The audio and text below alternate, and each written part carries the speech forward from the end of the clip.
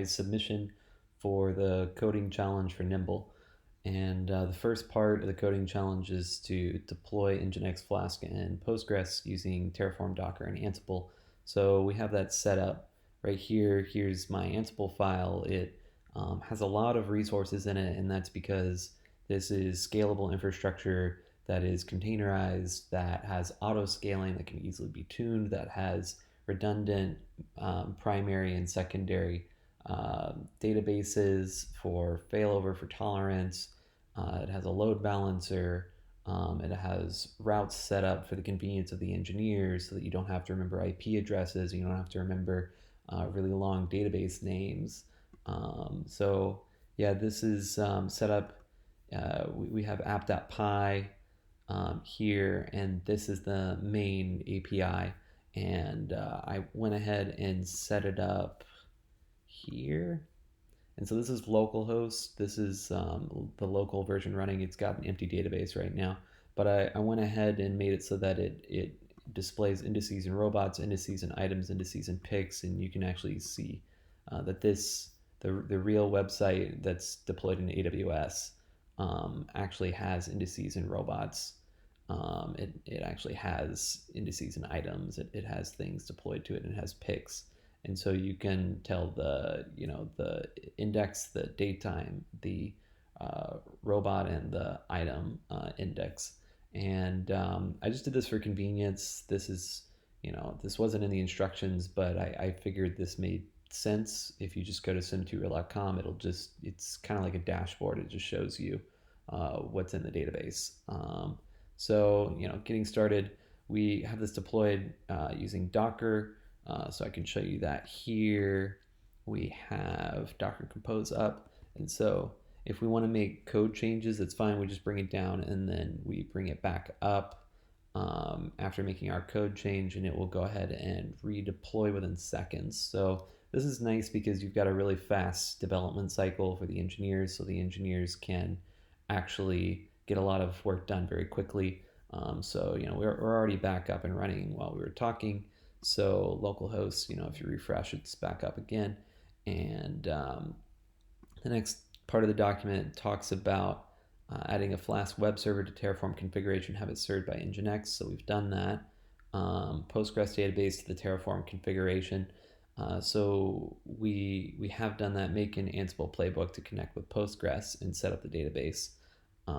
So we've also done that. I can show you these Ansible parts actually right now. So I'm logged into the private instance right now, and I can show you how I logged in after we go through the Ansible notebooks, or playbooks. But we have the playbooks set up so that we can add things to the database. So we have this setup.yaml, which I'm not going to run because that sets up the database, and the database is already set up. But we have, but it does work, and I have been using it to set up the database. But we have this, this playbook that adds an item, like an action toy, and the instructions explicitly say to add 3 robots and 9 items. So we're going to go ahead and add 3 robots and 9 items now. Okay, so, no password supplied.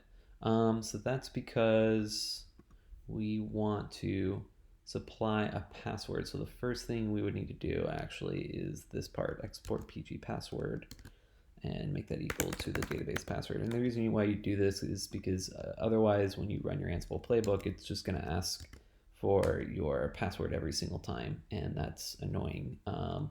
So we want to have on the private instance, we have our environment variable set up, and we're able to go ahead and run through our playbooks. So yeah, this is good. Race car, we've got candy bar. We've got ice cream.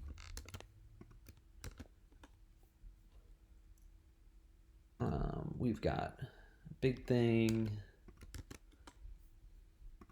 We've got a small thing.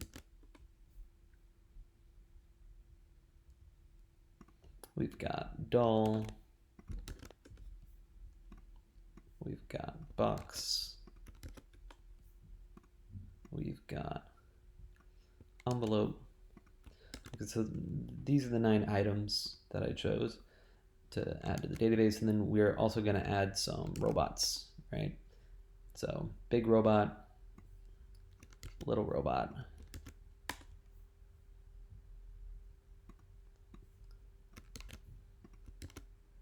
and Optimus. Okay, so now if we go and check out the website, so that's localhost. Remember, this database is empty, but this is the actual real website. And if we refresh the page and scroll down, we can see big robot, little robot, and Optimus have been added. Doll, box, and envelope, and all the rest of the 9 items: race car, candy bar, ice cream. They've all been added, and we haven't added any picks yet. So let's go ahead and add a pick. So this is Postman, and we've set it up so that we send some JSON data to the API, to the pick API, and we send an item named candy bar, and we send a robot named Wally. And if you send it, it gives you a response. There were no robots with the name Wally, so we created it. Wally's been successfully picked, candy bar. So yeah, it sends this response to tell you, like, okay, you don't have a robot named Wally. However, I'm not gonna, I'm not gonna not store the pig just because you don't have a robot named Wally. I did this because I thought it was a sensible thing to do. If you're getting a pick request from a robot that you don't have stored in the database currently, I think the smart thing to do would be to create the robot in the database and continue storing the pick in the database. As long as the robot is authorized to be, doing that, then I would assume that that's the smart thing to do, even though the instructions, that's kind of above and beyond what the instructions ask to do. But if we refresh sim2real.com, we can see here that we've got 103 and 104. And so if we check, it says, so okay, here, what were the items again? The item name is candy bar, and we see candy bar is 103, right? So the pick is 103. That's the index of the candy bar. And also, so Wally is 104, and you can see it's right here in the database now. So we have stored the pick successfully in the database. So the next part of the challenge talks about, and so when I set up this table, by the way, I also set it up so that not table, database. When I set up the database schema, I set it up so that robot name and item name would be unique. And that's because I thought that was, again, the sensible thing to do, because otherwise it becomes chaos when you have multiple robots named Optimus. I mean, when you access the API, if you had multiple Optimuses, then you don't know which Optimus robot has actually done the pick for you when you access the pick API. So I think that uniqueness is important in the schema. I did that purposefully and intentionally because I thought it was the reasonable thing to do. So yeah, next what we do is we have the Ansible playbook that inserts new robots using a runtime variable. So I just showed you that, right? We passed those runtime variables for the 3 robots and for the 9 items. And we've got our Flask web server. It's got the API endpoint that allows a robot to post a JSON representing a pick, robot name and item names. So we've done that. The API endpoint should look up the robot ID and item name given the names. The API should insert a new row into the pick table with timestamp, use Python docstrings to document code. So yeah, we've done that part. We've done all those parts. So we've set up this app.py, and what it does is it goes in and it says, it makes sure that if there is no robot with that name, that it creates it. If there is no item with that name, then it creates it, and then it goes through and stores the pick. And yeah, if you go to the GET request, you'll see the contents, and if you go to pick, then you'll see that it will tell you, actually, if we go to pick right now, it'll tell you submit a pick by sending a post with JSON key value pairs for robot name and robot item. And this is just because I figured it was nice, a tiny bit of instruction for the user if they're sending a GET request to pick that to let them know like, hey, you should be sending a post request with some JSON data, and yeah, I would definitely, if I had more time, I would document that out even further and mention exactly what the API call should look like. Um, but yeah, so next is write a simple Python script to call this API 100 times and with random robot name and item name. So yeah, we have that set up here actually already. Um, so we've got Python 3 test.py, and what it does is it connects, and that's what it's doing, and it's sending um, all of the robots and all of the here actually I can open it up and show you what it does.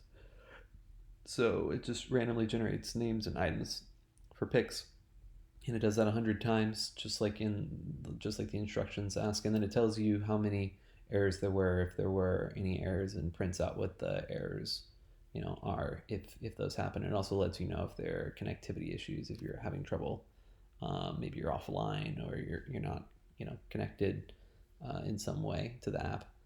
So yeah, number of errors was 0. And if we go now back to sim2real.com and refresh, we will see 204. So we have many more. We have twice as many robots. We have twice as many items. We have twice as many picks now, and that's because of test.py doing its thing, being successful. And okay, make an Ansible playbook to connect with Postgres and query the data. One playbook should accept robot names as a runtime variable and return a list of picks, items, and timestamps. One playbook should accept item names as a runtime variable and return a list of robots and which item was picked.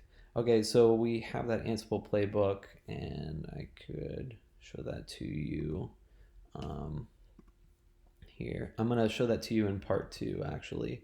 And yeah, also properly document and comment all scripts and config files and include a README file. So we've done that.